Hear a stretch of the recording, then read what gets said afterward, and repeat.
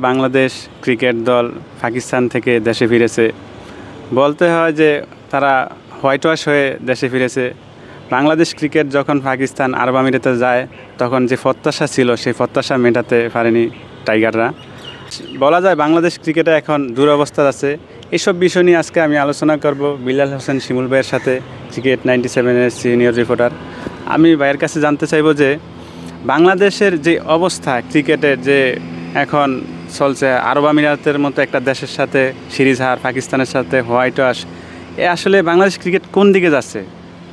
আপনি যেটা বললেন আর কি, যে দুর্দিনের কথা, সুদিনটা আসলে কবে ছিল? মানে বাংলাদেশ ক্রিকেটে সুদিনটা কবে ছিল আপনি আসলে মনে করতে পারছেন? আমরা আসলে ক্রিকেট জাতি হিসেবে কোন দিকে যাচ্ছে এটা খুবই হতাশার। কারণ আরব আমিরাতের বিপক্ষে তারা আসলে ভালো ক্রিকেট খেলারও কারণ আছে, এর নেপথ্যে তাদের পরিশ্রম, IL T20, Abu Dhabi T10 league সব কিছুই আছে। তবে বাংলাদেশ ক্রিকেট যে এত তলানির দিকে যাবে বা আরব আমিরাতের বিপক্ষে এমন ক্রিকেট খেলবে সেটা আমরা মোটেও প্রত্যাশা করিনি। তারপর সেখান থেকে 2-1 সিরিজ হারার পর পাকিস্তানের বিপক্ষে লাহোর কালান্দার্সে খেলেছিলেন রিশাদ হোসেন।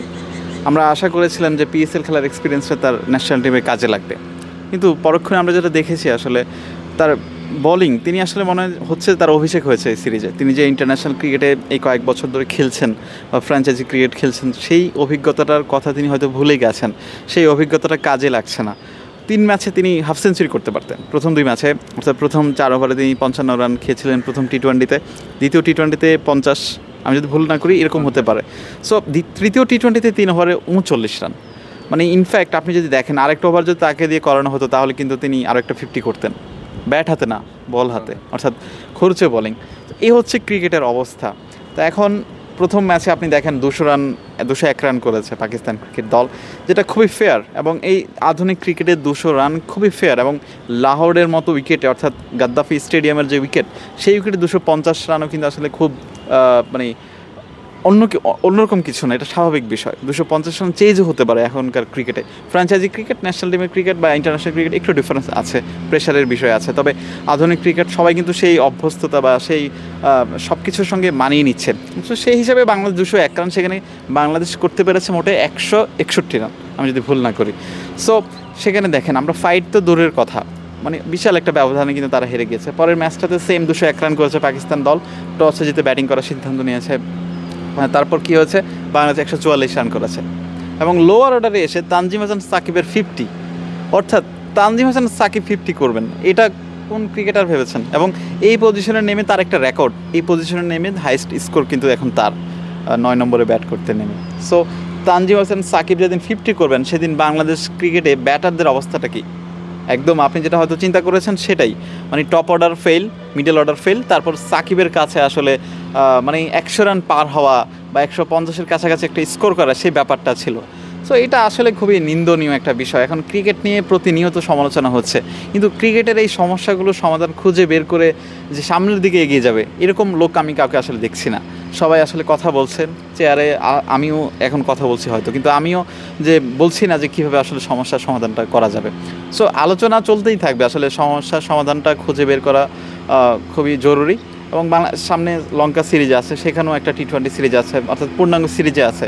সো এখন ফুটবলের হাইপ চলছে, আমরা বলি যে হামজা আসছে বা বিদেশি অনেক ফুটবলাররা এসেছে, প্রবাসী। সো এখন কিন্তু ওদিকে দর্শকরা আসলে ফোকাস করছেন। তার কারণটা এটাও হতে পারে যে ক্রিকেটের পারফরমেন্স, আমরা 2023 ওয়ানডে বিশ্বকাপ, 2024 T20 বিশ্বকাপ, চ্যাম্পিয়ন্স ট্রফি, কোথায় আপনি পারফরমেন্স করেছেন যে আপনাদের বাংলাদেশ ক্রিকেটকে সবাই মনে রাখবে? কিছুই নেই, একবারে কিছুই পাওয়ার নেই। সো এটা আসলেই হতাশার সব কিছু। আমরা দেখেছি যে PSL-এ প্রতিটা ম্যাচেই প্রায় 200+ রান হচ্ছে, প্রতিপক্ষ দল এগুলা চেঞ্জ করে জিতেছে, কিন্তু বাংলাদেশ ওই 201 রান করতে না বা চেঞ্জ করতে পারে না। আসলে ঘাটতিটা কোথায় বাংলাদেশ এই যে ব্যর্থতার? দেখেন, আমি কোনো ক্রিকেটার না, ক্রিকেট অ্যানালিস্টও না, কিন্তু একজন সাধারণ মানুষের জায়গা থেকে আমি যদি বলি, বাংলাদেশের ক্রিকেটার এখনও T20 ক্রিকেটটা খেলতে শিখেনি, মানে আধুনিক ক্রিকেটের সঙ্গে মানিয়ে নিতে। কারণ 200 রান করা এটা বিশাল একটা বিষয়, মানে একটা হ্যাবিটের বিষয়, সেই অভ্যাসটা তাদের মধ্যে নেই। যখন আগে ব্যাট করে 200 রান করবে সেটাও নেই, আবার চেজ করা তো খুবই কঠিন, যদিও তাদের একটা রেকর্ড আছে আমরা জানি। 200 রানও চেজ করেছেন 2018 নিদাস ট্রফিতে। সেই টিমটা আর এখন এই টিমটা অনেক পার্থক্য। যদিও আমরা বলি যে ইয়াং ক্রিকেটাররা টি-20 ক্রিকেটে ভালো খেলে থাকেন, তবে বাংলাদেশ ক্রিকেটের দিকে তাকালে আপনি দেখেন লিটন কুমার দাস 100 টি-20 ম্যাচ খেলেছেন, তাছাড়া তাহিদ হৃদয় আছেন, রিশাদ হোসেন খেলছেন। হয়তো একটা বোলিং অ্যাটাকটা একটু দুর্বল ছিল মুস্তাফিজ তাসকিন আহমেদ ছাড়া, তাদেরকে ছাড়া হয়তো একটু ছন্নছাড়া ছিল পারফরমেন্স। তবুও আমরা আশা করেছিলাম যে তানজিম সাকিব, হাসান মাহমুদরা তারা ভালো বোলিং করবেন। তবে তার আগে কী হয়, আপনি মূলত ব্যাটিংটা আপনাকে সেভ করতে পারে। টেস্ট ক্রিকেটে যেমন ব্যাটাররা কিন্তু ম্যাচ ড্র করতে পারে বা যেটাই হয়, কিন্তু টি-20 ক্রিকেটেও আসলে ব্যাটারদেরই খেলা থাকে, কারণ আপনার স্কোর বোর্ডে যখন রান থাকবে না তখন বোলার আপনার কী দিয়ে ফাইট করবে। তৃতীয় টি-20তে রান করেছিল, কিন্তু এই রানটা উচিত ছিল 230, কারণ বাংলাদেশ ওপেনাররা যে পজিশনে নিয়ে গিয়েছিল খেলাটা, সেখানে তারা 196 কিংবা 97 রান করেছে, কিন্তু ওই রানটা যে 230 হতো তাহলে কিন্তু ডিফারেন্ট বল গেম হতো। অর্থাৎ 200 রান করা বা সব কিছু মিলিয়ে স্লগে ব্যাটিং করা একটা পারফরমেন্সের বিষয় ছিল, সব কিছু আসলে ল্যাকিং ছিল। তবে এখনও আমরা বিশ্বাস করি বাংলাদেশ দল 200 রান করার অভ্যাস বা চেজ করতে পারা সব কিছু মিলিয়ে গুছিয়ে উঠবে আশা করি। একটা কথা জানতে চাই, সেটা হচ্ছে যে শেখ মেহেদীকে বলা হয় বাংলাদেশ টি-20 স্পেশালিস্ট বোলার। সেই শেখ মেহেদী আমরা দেখেছি ওয়েস্ট ইন্ডিজের সাথে সিরিজ সেরা বা ম্যাচ সেরা হয়েছেন। সে এখন বর্তমানে ফর্মে নাই বলা যায়, কারণ আরব আমিরাতের সাথে ভালো বোলিং করতে পারেনি পাকিস্তানের। সেটা আপনার কাছে কি মনে হয় যে এক ম্যাচ খারাপ খেলাতে পরের ম্যাচে তাকে বসিয়ে রাখা হয়?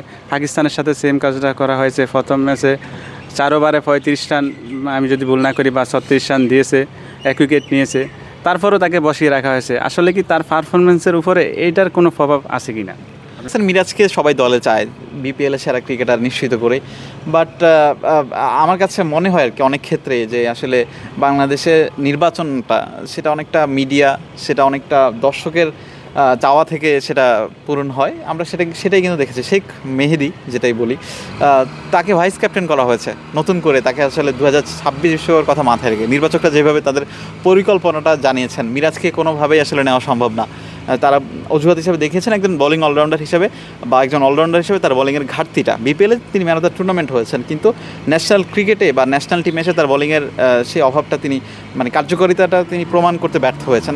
নির্বাচকরা এইভাবে আসলে বলেছেন। তারপর আমরা কি দেখেছি, মেহেদী হাসান মিরাজ, আবার মুস্তাফিজুর রহমান তিনি যেতে পারেননি শেষ দিকে, যে কারো জায়গায় তিনি দলে পেয়েছেন এবং ম্যাচও খেলার সুযোগ পেয়েছেন। প্রথম ম্যাচে শেখ মাহিদির একটা পারফরমেন্স খারাপ ছিল। ইনফ্যাক্ট ওখানে কোনো দলের স্পিনাররা আসলে ভালো করতে পারছিলেন না, একমাত্র শাদাব খান, পাকিস্তানের ওই সিরিজে আর কি, পাকিস্তানের শাদাব খান তিনি ভালো বোলিং করেছেন 2টা ম্যাচে, তৃতীয় টি-20 তো ভালো বোলিং করেছেন। কিন্তু ফিঙ্গার স্পিনার যারা সবার আসলে খারাপ একটা পরীক্ষা গিয়েছে, বা সবাইকে আসলে টেস্ট দিতে হয়েছে, কারণ এই ধরনের উইকেটে ফিঙ্গার স্পিনারদের আসলে খুবই কঠিন বোলার সার্ভাইভ করে এই ধরনের উইকেটে। সো শেখ মেহেদী ব্যাপারটা ছিল, তিনি খরুচে ছিলেন এবং মেহেদী মিরাজকেও দলে চায় সবাই অবশ্যই। নো ডাউট তিনি ওয়ানডে ক্রিকেট এবং টেস্ট দলের জন্য 1 নম্বর অলরাউন্ডার, কোনো সন্দেহ নেই বাংলাদেশে এই মুহূর্তে ক্রিকেটে। বাট টি-20 ক্রিকেটে কী হয়, আপনার অনেক কিছু প্রয়োজন হয়, একটা ব্রেক থ্রু এনে দেওয়া, পাওয়ারপ্লেতে বোলিং করা। যদিও মিরাজ খারাপ করেননি, কিন্তু লাস্ট ম্যাচেও তিনি 3 ওভারে 26 রান দিয়ে 2 উইকেট পেয়েছেন। বাট শেখ মাহিদিকে আপনি এতদিন ধরে ক্যারি করছেন, তার কি নিয়ে একটা পরিকল্পনা আছে, তাকে অ্যাটলিস্ট ম্যাচ আরও 2টো খেলানো উচিত ছিল। এক ম্যাচের পারফরমেন্স দেখে যদি আপনি তাকে বাদ দেন, সেক্ষেত্রে এটা খুবই হতাশার। সর্বশেষ একটা প্রশ্ন জানতে চাই, সেটা হচ্ছে বাংলাদেশ ক্রিকেট এখন তলানিতে, বলা যায় 10 নম্বর র্যাঙ্কিংয়ে আছে। এটা কি আসলে কেমনভাবে দেখছেন আপনি, বা কীভাবে দেখছেন এই জিনিসটা? 10-এ 10, ওয়ানডেতেও 10, টি-20তে 10, এইটা আমি কীভাবে দেখবো আসলে। 4-5 বছর আগে ওয়ানডে ক্রিকেটকে নিয়ে আমরা আসলে অনেক গর্ব করেছি যে না, আগামী 3 থেকে 4 বছর পর আমরা টপ 5-এ যেতে পারি, সেই বিশ্বাসটাও ছিল। মাশরাফি বিন মুর্তজা একটা ভঙ্গুর একটা দলকে নিয়ে 2015 ওডিআই বিশ্বকাপে আমরা কোয়ার্টার ফাইনাল খেলেছি। সেই থেকে আমরা হয়তো ভেবেছিলাম আসলে যে বাংলাদেশ ক্রিকেটের উত্থানটা হয়তো শুরু হয়েছে মাশরাফির মধ্য দিয়ে। 2019 বিশ্বকাপে আমরা আশানুরূপভাবে ভালো করতে পারিনি, আমাদের সেমিফাইনাল খেলা উচিত ছিল, নিউজিল্যান্ডের বিপক্ষে একটা ম্যাচও আমরা ক্লোজ ম্যাচ হেরেছি।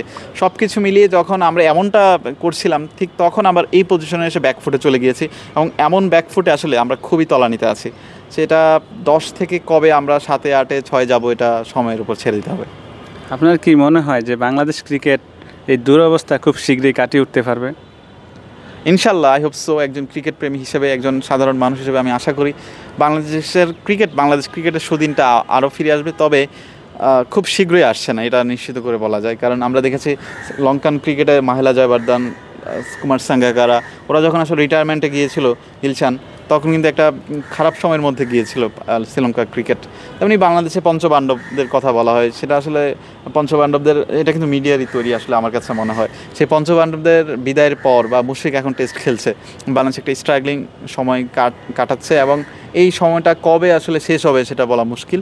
তবে নিজেদের ক্রিকেটাররা যদি নিজের দায়িত্ব নিতে না পারেন তাহলে এইটা কিন্তু এই সময়টা বেড়েই যাবে। আর যদি ক্রিকেটাররা নিজেদের রেসপন্সিবিলিটি শো করতে পারে এবং অ্যাটলিস্ট দর্শকদের কথাও যদি চিন্তা করে যে দর্শকরা কী চাচ্ছে আর রিয়েল ক্রিকেটটাকে আধুনিক ক্রিকেটের সঙ্গে তারা মানিয়ে নিতে পারেন, আমার কাছে মনে হয় এই সুদিনটা আবারও হয়তো ফিরে আসবে ইনশাল্লাহ। ধন্যবাদ বিলাল হোসেন শিমুল ভাইকে আমাদের এত আপনার গুরুত্বপূর্ণ সময় দেওয়ার জন্য। ধন্যবাদ। আসসালামু আলাইকুম।